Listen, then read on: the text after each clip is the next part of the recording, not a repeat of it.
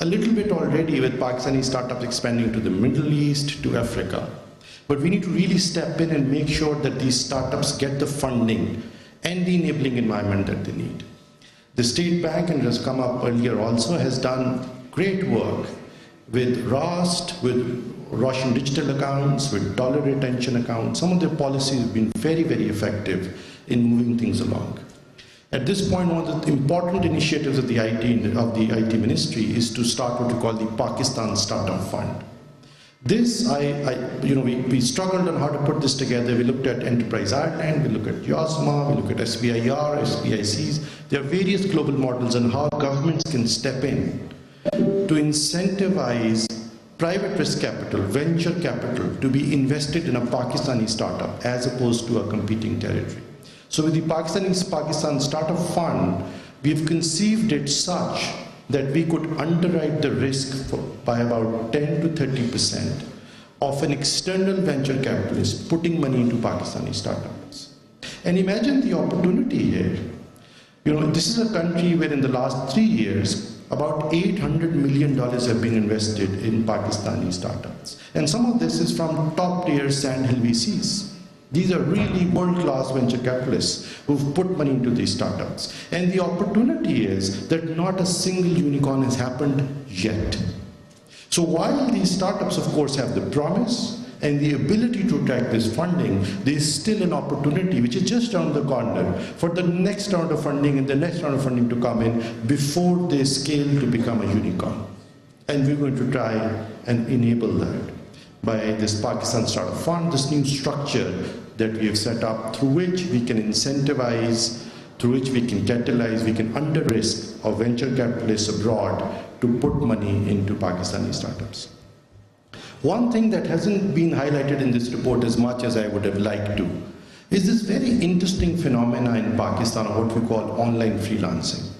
So while the enterprise is not scaled in this country because of poor regulatory environments, uncertainty, all of that, but because of the massive volume of talent that we've produced from our universities with young people, these young people didn't wait for us to start big companies, to give them job opportunities. Instead, they found out that they, while sitting in Pakistan, could work remotely on these micro-outsourcing tasks through platforms like Fiverr and Upwork and Crossover and Top Talent, etc. Where if you're a young man or a woman with skills in education, where you can do something substantial for someone sitting abroad, whether that's maintaining their ledger or designing a logo for them or doing a translation or designing a website or making a simple mobile application, people are willing to pay you between $10 to a few $100s a pop for each little task that gets outsourced to you.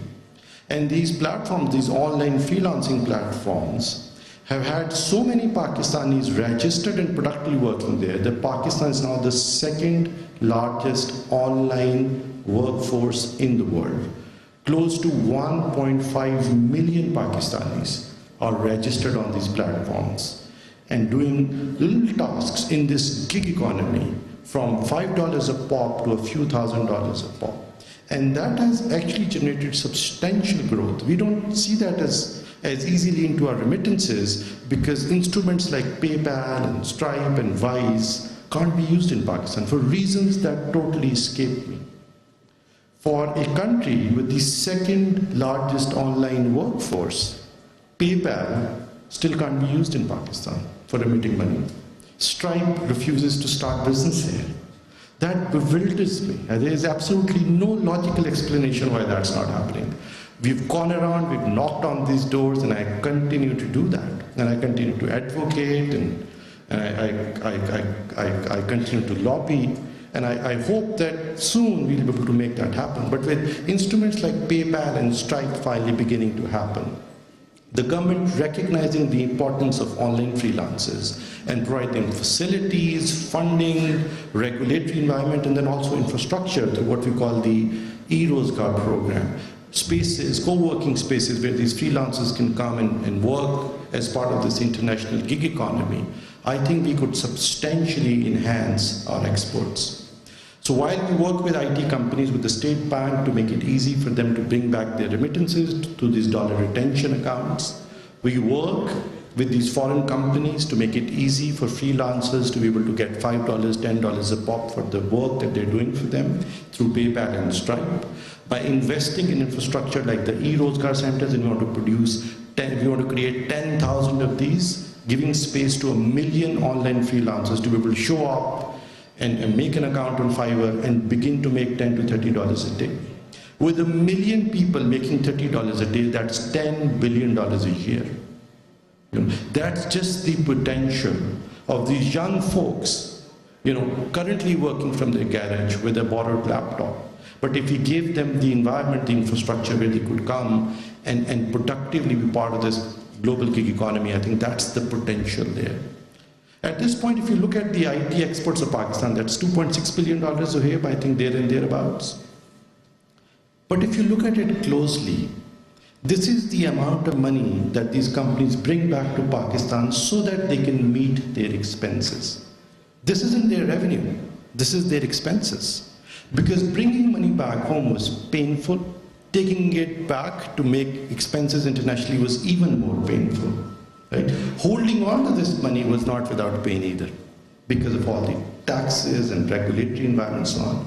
With the Special Investment Facilitation Council coming in and finally providing that central leadership to align these policies, these regulations, these rules, such that this can be resolved between the State Bank, the Ministry of IT, the tax and the regulatory authorities, we are beginning to now move towards an environment where these IT companies can bring back their revenue, not just their expenses. And if the expenses stand at $2.6 billion, I think their revenues are twice that much. So the actual IT exports of Pakistan, I think, are around $5 billion, there and thereabouts. Right? And we are hoping that with this enabling environment that the S is working towards and helping provide leadership for, we'll be able to accomplish that shortly.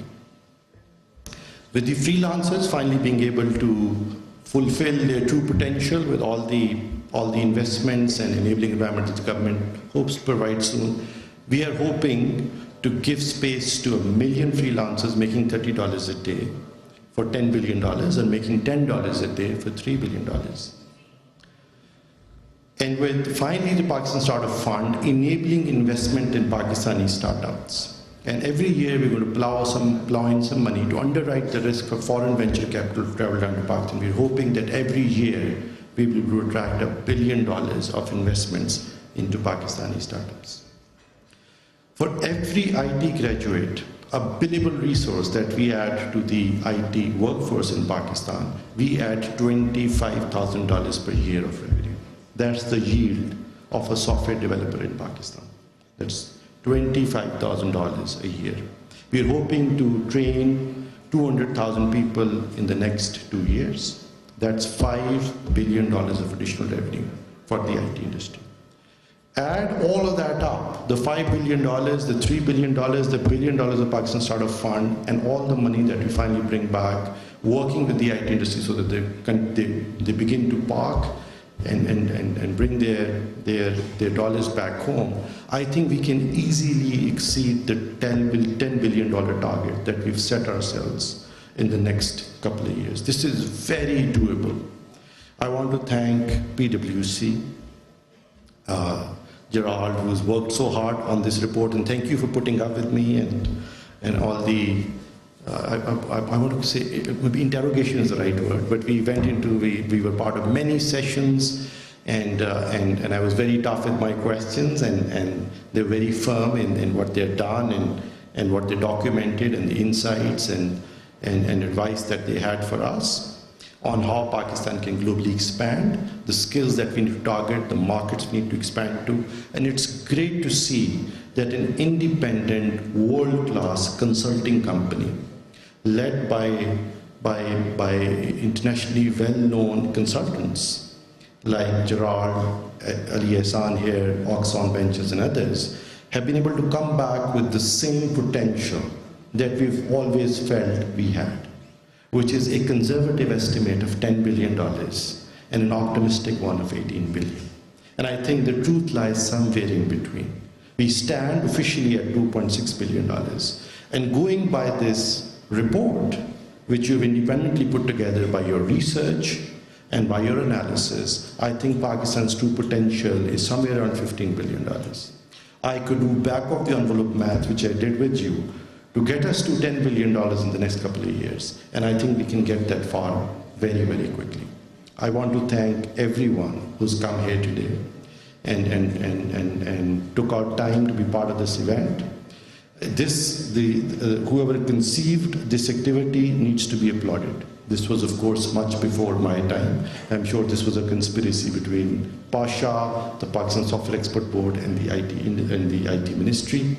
It is a well-conceived activity, an activity that was long overdue.